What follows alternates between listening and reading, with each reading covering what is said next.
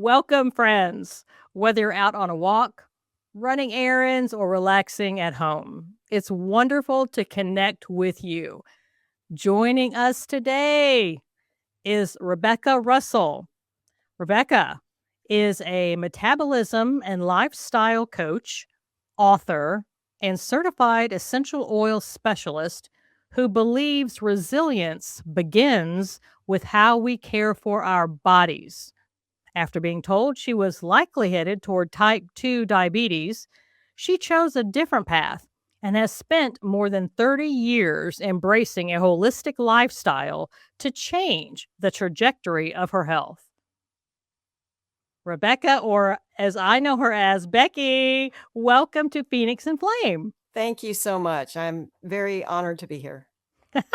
This is going to be fun. Now, guys, you have to know I know Rebecca as Becky because we are both members of Fem City, a networking group, which is fabulous. She is the current president of our local group, and it's just amazing. And I have gotten to know Becky from that and wanted to really have her on the show and talk about her wonderful wisdom. So now, Becky, where do you want to begin because there's so many points you could start and because I know some about you and there's some history because lots of times when we bring guests on Phoenix and Flame, most all the time people are passionate about something because of a struggle, a suffering that they went through. And we talk about Phoenix and Flame. We talk about what was the flame that burnt you to the ground? How did it feel like sitting in the pile of ash? What was it that helped you to rise like a phoenix from the ashes? So let's go, if we could, for a moment, just kind of go back down memory lane and just where did your passion for holistic health and then essential oils, where did that first begin for you? Well, I'm a late bloomer, so always have been, probably always will be, and that's okay. I embrace it now. But I think you typically, like with a lot of your guests, it's your own bottom, rock bottom, that helps you find that purpose. And I'm very purpose driven. And I wasn't really I was living in my purpose at the time. I was writing sweet romances for Harlequin, and that was an amazing experience. I sold 2 a lifetime ago, and my identity was pretty much, I was a writer and a jock, basically, and very physical, and not a superstar, but just I'm not one of those people who hates exercise. I love moving my body and so forth. Well, But take just a second here. I want to pause and say, what an interesting combination. You were writing books for Harlequin and also a jock. yes, yes. So that is such a wonderful combination in a woman. What are some of the sports or activities that you enjoy doing? Well, I found the sport I was really good at in my 30s, and that was racquetball. And until that point, I didn't even understand what being competitive meant. I was the cheerleader. I was, oh, let's just let everyone play, and it doesn't matter who wins. And of course, those things are true in a way if you're not in on a pro team. But I didn't get it, and I'm married to a supremely competitive person. And we bonded through sports. We played, uh, you know, church volleyball leagues and, tennis. I'm not good at tennis, but racquetball, I took to it quickly and got really good quick, which is a novel thing for me. And to the point where he wouldn't even play me anymore. So that was quite, you can't do the happy dance with your husband, it just doesn't Yeah. work. Um, but But then we ended up playing on a rec ice hockey league. I was in my late 40s and he was early 50s, and it was so much. I wasn't that good. I was a good skater, but average, with the hockey. But it was so much fun. And I That is went from amazing. that high of being in the best physical shape in my 40s to, and, you know, all my 40s, to a diagnosis of fibromyalgia. And Mm. it's a crazy thing. Your pain moves day to day. And thank God I had a husband who believed me, didn't think I was crazy. Because back then it was not. It was very new. They just sort of didn't even know what to do with you. Um, I actually remember when that was happening because I was basically the psychology department of a rehab center, a physical rehab center.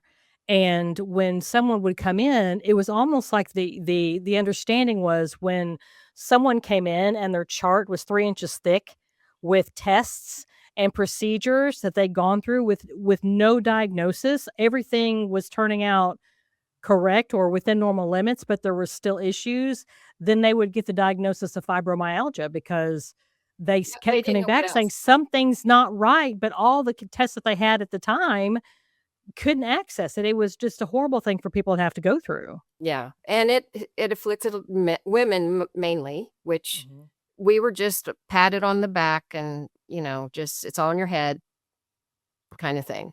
And and I was already, because of the diabetes diagnosis or type 2 warning, I was pre-diabetic in my mid-30s, but I had made a ton of lifestyle changes and went the holistic path because I saw what happened to my family going the traditional path, and I wanted to try something else. So I was already on that path, and I was kicking it. I was not, you know, on any medication for the, uh, sugar levels at all, and not in the dangerous range at all. So that was pretty much in control, and it helps being so active. Well, and But let me ask then you this hit. well, and pause for just a moment. What was it about the traditional path that you saw other people doing, like your family members, that wasn't particularly appealing to you? Oh gosh, it's such a helpless feeling to watch them. Their world gets smaller. And 3 of my mom and then 2 aunts had it in their 40s diagnosed. And it afflicted all of them differently. The one aunt who died at 60, it was heart issues. My mom died at 69 and it was multiple organ failure. And then the other aunt just died 2 years ago and hers manifested mainly in uh, migraines and back pain. And they all had a terrible quality of life at least 10 years before they died. And Yeah. it just, they struggled with weight their whole lives. They were very sedentary. They definitely had food addiction issues, and all they were told was just exercise more and, you take insulin, you're not gonna lose weight. And so they were being sabotaged, and honestly, the medical profession just didn't know either what to do, I guess. And anything I learned on my own on this other path, I'm the kid. I don't know what I'm talking about, and their experts are telling them something else. And so I couldn't help them. And it was a terrible thing to watch. And so and they're by that point they're on a handful, 2 handfuls of medication. Right. So, and your quality of life, you're never gonna get better. You At best, you stay the same, but of course they didn't 'cause they didn't make any changes. They didn't have support. It was awful. So, I Well, I'm just imagining determined. listeners and, like, viewers and listeners are walking that exact path that you're describing, because I'm Yeah, thinking you had to see all of these things in order to be motivated to say, "Whoa, this is not something that I want for myself," and I'm imagining people that are listening and or watching it thinking, "That's me. That's what I'm experiencing right now." yeah. The good news is we now have a group called the American Diabetes Society, and their approach to autoimmune, which includes diabetes, is preventative and reversing. So the other organization had decades to turn things around, and we have more people sick than ever. So this new group, full of doctors who have gone over to the holistic side, they are actually promoting the low carb eating, lifestyle changes, and it gives me so much hope. It's so amazing to be around to see this happen. And, so yeah, so I was already very holistic. So when all the symptoms started happening with the fibromyalgia, you know, wouldn't even, I'd be 5 minutes into a racquetball game and have a, a calf muscle just totally knock me out. And it just was so weird. And then it would be my, sciatica, and then it would be something else. And so I had 4 years of chronic pain that led to the fibro, because you're constantly stressed. Mhm. And so and even though I was holistic, I had to do something. So I was on muscle relaxers, pain pills. I had migraines. It just was so awful. And we had good insurance. So I went from expert to expert, quote unquote. And those tests are painful, some of them.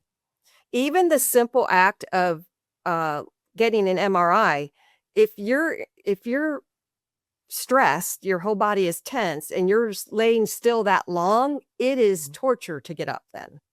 And people Mhm. don't think about that. No, they And don't. so I tried everything. They either said pain management or steroids, which totally was not an answer because of the lifelong issues that causes. And so I thought, well, the only thing I haven't tried is surgery. And you want that for last, because that is very serious. But because of who I am and how I'm wired, I thought, okay, well, it's pain management or possible surgery. So I researched fibromyalgia, and everything I read, yes, I have it, no doubt. But no one is saying they can't be on their feet more than 20 minutes a day. And I'm like, you don't want to move because you're in pain, but they're not saying they can't be on their feet. So there was an intuition that was just saying, something's not right here. Something is not right. So this is something I want to really stress to your listeners. Listen to your body. Listen to that intuition. And I just was like, I did my due diligence. I did my research, and just something was telling me, yes, if that's the last thing, if that's my cross to bear, I'll figure it out. But something doesn't fit. So I went and talked to a neurosurgeon, researched the best ones. I was in Dallas at the time. And he did one test that no one else had done, called a discogram. So a lot of people don't know anything about that test. And it immediately uh, picked the bulging disc that was causing the pain. Now, why it took 4 years to figure that out, I don't know. But it was very frustrating. But I think I do know now, because me going through that torture, and then the relief of once I had that surgery and the root cause of the pain was gone, 85% of my symptoms went away. Oh my goodness. So, you know, with the diabetes, they kept prediction, the diagnosis, they wanted to give me a statin. And of course, that's your first thing. Didn't ask me if I was willing to do any lifestyle changes, nothing, just here's a statin. And I refused. So went to the holistic doctor, and she said, your thyroid's off. That's what's wrong with your cholesterol. So with some quality supplements, not even any diet changes, after 3 months, my cholesterol was fine. So that was the first time that my intuition was, proven correct. This is not the way for me. And root cause matters, because if the thyroid was unaddressed and I mask everything with that steroid, which has its own issues, the statin, which has its own issues, by the way, with side effects, 2 or 3 years down the road, that's not going away. I'm going to have all these other symptoms that no one can identify. And who knows where that would end up. So root let me cause is so important. I've got a question, because I'm following your journey, and I'm imagining that there are likely listeners and viewers that are experiencing what you're describing, and they're currently seeing traditional their primary care provider is a traditional, on the traditional track. If someone is seeing a traditional, provider and they want to pursue holistic medicine, how does that work? How does that because they don't wanna let go of their traditional provider that they might have had for Right. decades, and more often than not, the traditional providers also are the ones that can admit to the hospitals or and do all these other things that sometimes a holistic provider cannot do. How do they get that information? Like, hypothetically, if someone is on a statin and they want to go to a holistic practitioner to find out, is it maybe my thyroid? But if they came off the statin that their traditional provider put them on, uh, how does that work exactly? How do you make that transition with the medication and not knowing what's gonna happen, and how does that work? Well, I love this question, and I want to reiterate, I am not a doctor. I'm not telling anyone not to listen to their doctor. We need doctors, but they're in the business of disease treatment.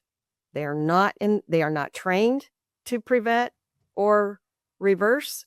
They are trained to treat symptoms. So what I like to tell people is, say your family has a mechanic that they have used for generations. If you have car trouble, you go to Joe's.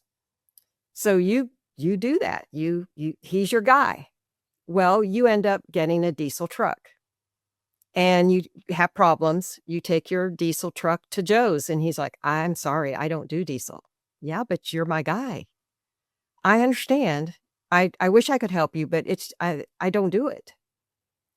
And so you leave and then you debate and you're trying to figure out what to do, and then you go back again and you say, "Look, you're the only person I trust. I really need you to work on my truck." He's like, I can't. This is it's not in my lane." And so what I see people doing is they keep going back to that doctor that they've been seeing for years and decades sometimes, and because they trust them, and because of insurance, let's face it, they Mhm. take insurance, and a lot That's of a big holistic factor. people Mhm. don't. And then they are given the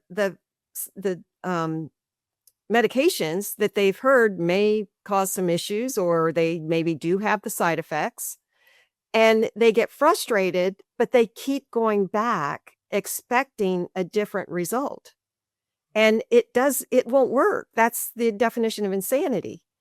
Expecting a different result. They can't do it. They're not trained to do anything else. So you have to make that decision, talk to someone like me for a referral or friends or however you want to do it. And yes, you may have to pay out of pocket, but what you pay now or you pay later. If you do not get to that root cause now, if I had not followed my intuition and gone the holistic path, and I just stayed in that traditional thing because it was the comfort thing, what's known, Right. I would be on a statin for a wrong reason, and who knows what other complications. And then when you're on you know, when you end up on as a type 2, they're never on just insulin. It's blood pressure, a statin, and then eventually a blood thinner. And it's just a domino thing. So I have a whole pill case full of supplements. My mom had a whole pill case full of medications. And we now know that medications, they're chemicals. So I'm not saying don't ever take them, but really, really do your homework and really try to minimize that, because everyone's worried about the Alzheimer's. And you need to understand that to protect your brain, you need to be on as few medications as possible. So taking the easy, I'm not saying never. Some people absolutely have to be on a statin. Some people absolutely have to be on something for sleep. But if you're not willing to even try something natural, just know that is contributing to that risk down the road. So Yeah. you have a savings account for your holistic modalities, just like you would for a car or a vacation. That makes It's that sense. important in my Now, opinion. let me ask you, you have shared with me that like I'm known as the queen of boundaries and you feel like if you were given a moniker it would be the queen of homework. That is really interesting to me. Where did you come up with that? Why do you say the queen of homework and why is that important to you? Well, I have been a personal development junkie since I was like 12. I was born an old soul, very serious, and I just gravitated toward that. And I think it also was me trying to figure out I was an outlier in my family, just so different, a bunch of extroverts or laid back siblings and parents, and that's not me. And so I grew up feeling something was wrong with me. And so I think I dove into the personal development stuff to try to figure out, is there something wrong? And so from 12 till now 68, I have a vast resource of books that changed my life. Of course, back then it was books. You went to the library. Um, but now you've got podcasts like yours. Oh my gosh, you have some incredible guests on here where you can learn very quickly tips and then have a resource.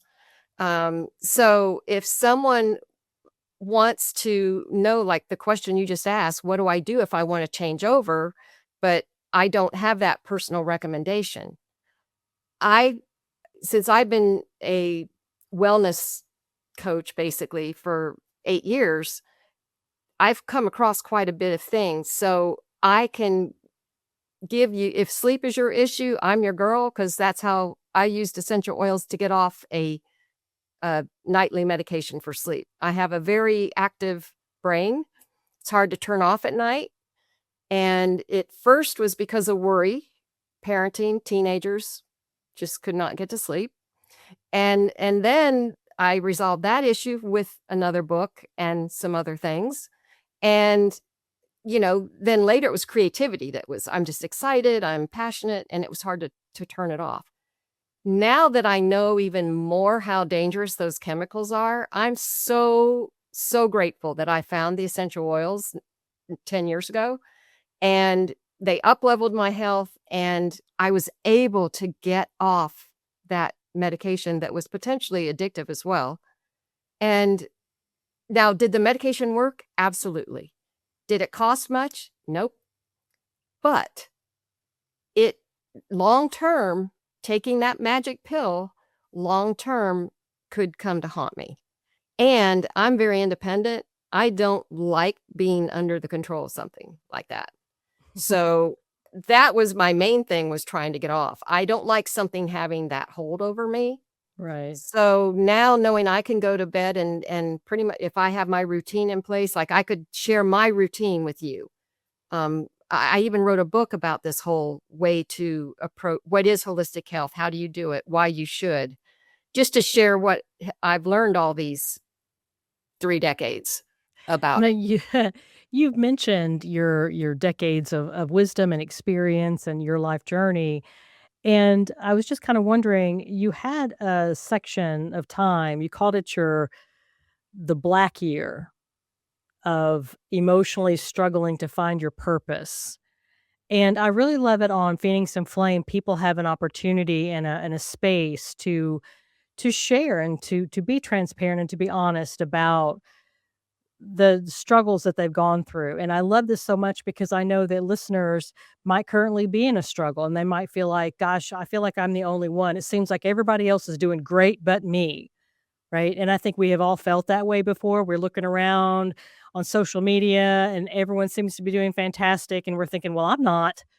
And I'm not doing well at all. And so I really like this to create space for that. So, can you share a little bit about what you call your black year of emotionally struggling to find your purpose? Well, I think, you know, it goes back to that knowing yourself. So as a young teen, I pretty much, even though I knew I was different, I don't know why I had such a strong sense of self. But it never occurred to me to pretend to be something else. I don't know why, because that's the first thing most kids do. I did not ever do that. And I think my whole thing was I have no power as a kid in this family unit, but boy, when I'm 18, I'm out because I can't win this battle. And nothing bad happened. It was just I couldn't be me and be happy about it because they didn't understand. So That could apply I to a lot of people's yes, situations. I can yes. think of so many in my head right now. So I grew up thinking there was something wrong with me. Okay. And so I left home at 18 and then, was doing fine. I got married, lived in Dallas and raised our family there. And we had just built a house and I had 2 beautiful, healthy children at home. I'm an at-home mom. I'm living the dream. We were tight on money, but other than that, I had it made. And yet I was miserable. I felt so brain dead. And yet, like you were saying, it wasn't the internet back then, but it was all the moms around me. And we had a cool neighborhood where it was moms and kids there. So I had support there. But they seemed fine with not having anything outside of motherhood. And it just wasn't enough. And I felt so guilty about that, guilty and ashamed that I had so many blessings. And yet here I am thinking, is this all there is? Mm, And that will do a number on you. And yes. to make it even worse, because I had to give up the gym membership for the new house, I was walking in the neighborhood with 2 other ladies who were negative Nancy's. And so I was hearing all that every morning and then had my dark cloud. And I just, the guilt was horrendous and I couldn't find my people. I feel like, do you remember, what was that story? Was it the ugly duckling story where the little duck's going around? Are you my mom? Are you my Oh, yeah, family? yeah. And just like, that's where I'm trying to find my people Yeah. and I can't find anyone. And so I saw this ad for a creative writing class at a community college. And even though it wasn't in the budget, I went to my husband and I said, I didn't even have to get it out. And he said, go. He's a very smart man. And I did feel guilty about going, but it was like I knew me and this was not sustainable. And I had to do something. And so that was like a God wink, I think, finding that pamphlet and taking action on it, knowing I don't want to feel this way and I don't deserve it. And so I took action and went to this class. Turned out it was not creative writing. It was how to write a novel, which I would have never, ever signed up for. So, and then that gave me a career, which I wasn't even looking for. So it was just like a cascade of events that happened from that one thing. But I'm telling you, they often compare publishing a book with giving birth Mm. because, you've got this thing you're nurturing for 9 months or in a book, sometimes longer. You feel it's like your baby. If anyone critiques it and says anything bad, you take it so personally and all that.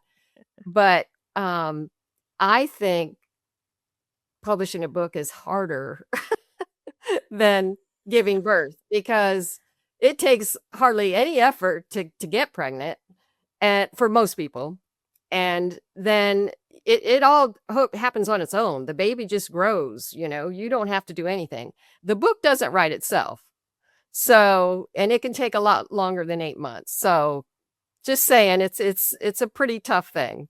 Oh my But it gosh. took me 10 years to get published. And at some point during that 10 years of rejections, I even took a year off because it was just so, it just brings you down.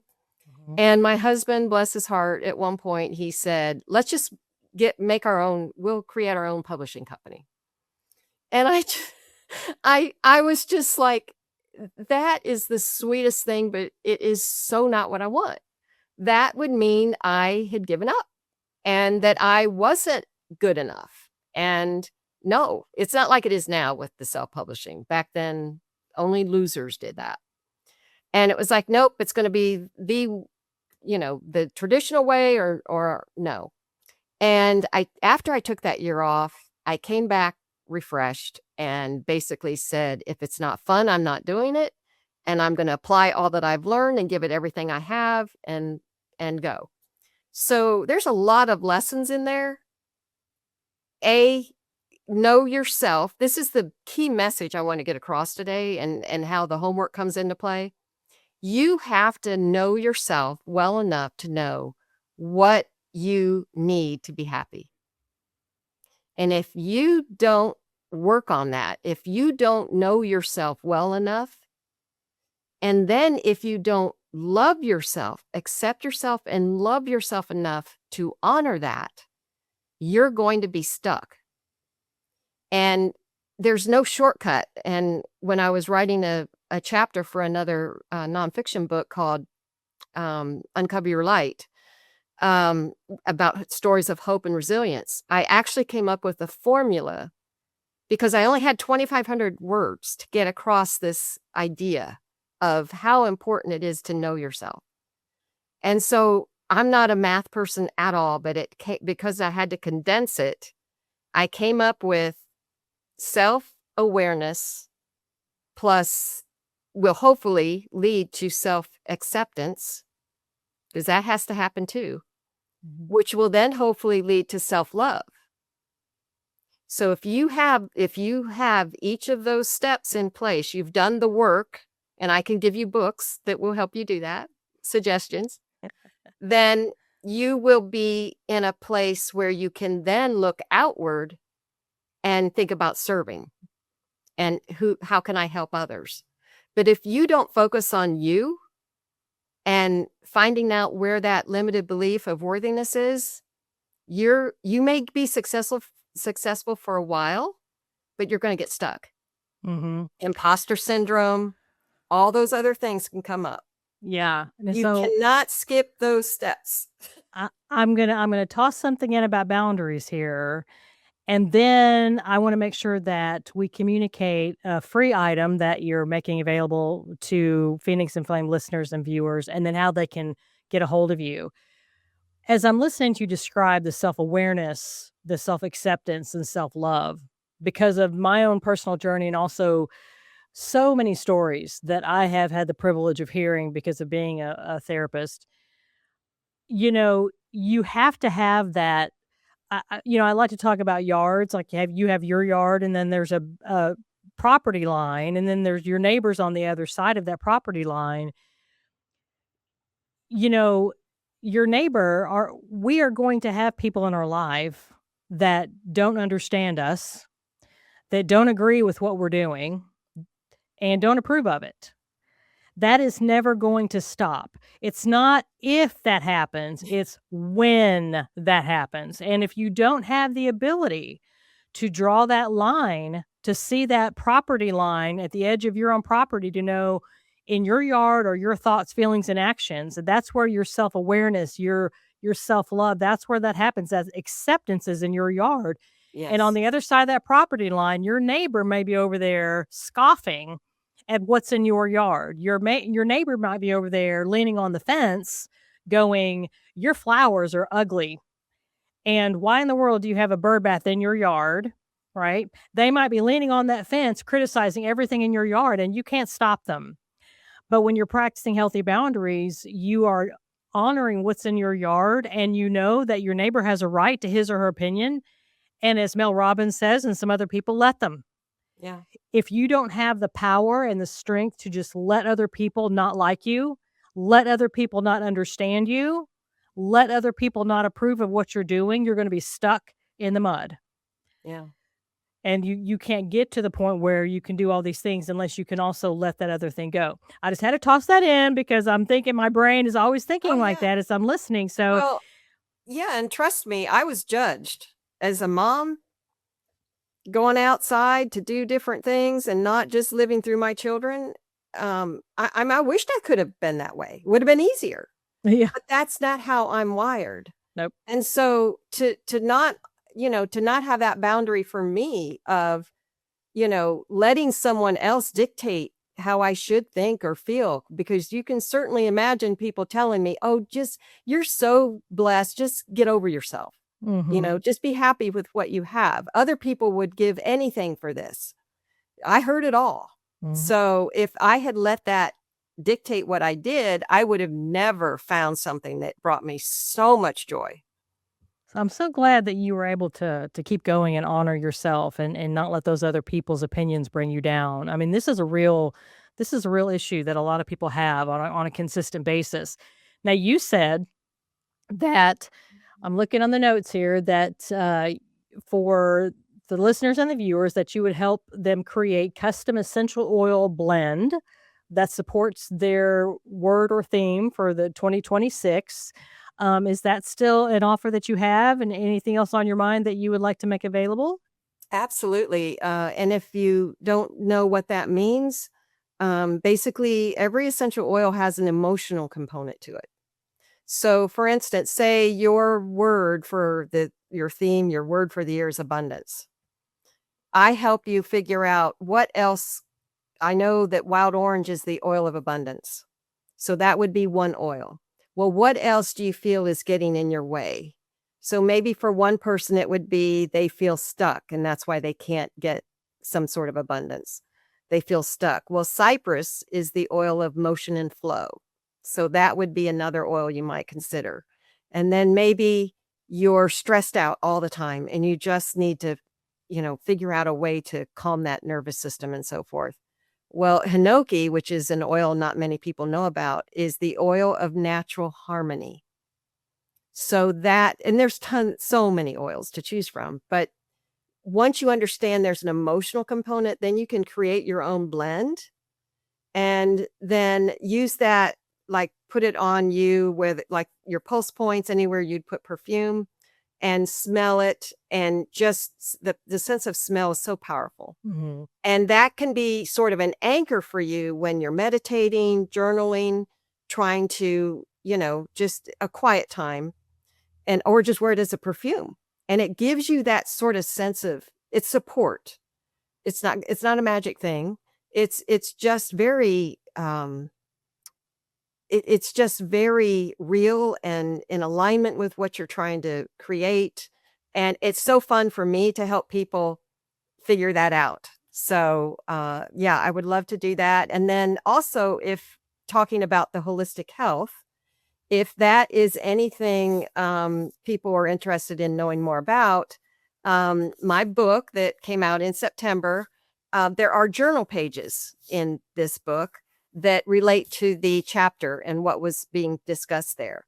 So normally you have to purchase the journal pages, but I would be happy to give that download for free so that they can then process the things, because there's the homework even in my book.